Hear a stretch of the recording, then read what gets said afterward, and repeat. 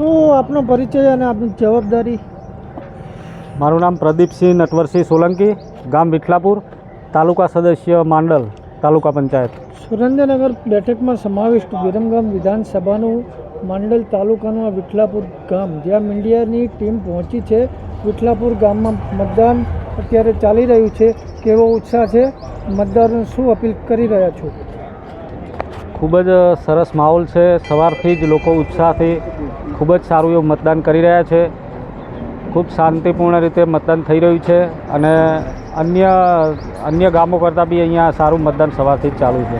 અત્યારે 11:15 થયા છે. 12 વાગ્યા સુધીમાં મતદાન કેટલું થાય એવું, સરેરાશ કેટલું મતદાન થાય એવી શક્યતા છે? અને સાંજના 6 વાગ્યા સુધીમાં વિઠલાપુર ગામની અંદર કેટલા ટકા મતદાન થાય એવી સંભાવના છે?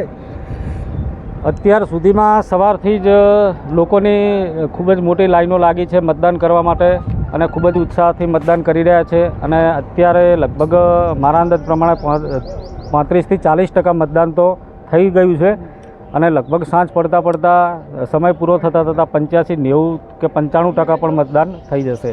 અત્યારે હાલ જે ઉનાળાની આકરી ગરમી છે, મતદારો માટે શું અહીં સગવડો ઊભી કરવામાં આવી છે?